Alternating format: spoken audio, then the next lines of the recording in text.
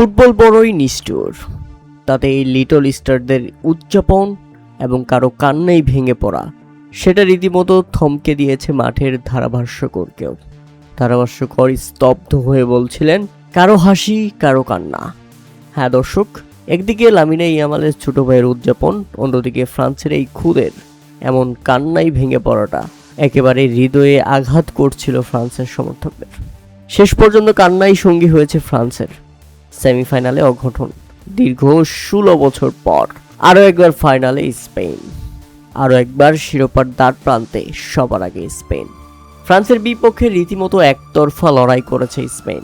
ফ্রান্সকে কোনো ধরনের সুযোগ না দিয়ে শেষ পর্যন্ত 2-0 গোলের দারুণ নৈপুণ্য দেখিয়ে ফ্রান্সকে বিদায় করে দিয়ে, দুইবারের বিশ্ব চ্যাম্পিয়নদের বিদায় করে দিয়ে ফাইনালে পৌঁছে গেল লামিনে ইয়ামালের স্পেন, যা ছিল এক কথাই অসাধারণ। সত্যি বলতে চ্যাম্পিয়ন হতে গেলে লাকটা খুবই বেশি ফেভারিট হতে হয়, যেটা আজ ফেভার করেনি হট ফেভারিট ফ্রান্সের জন্য।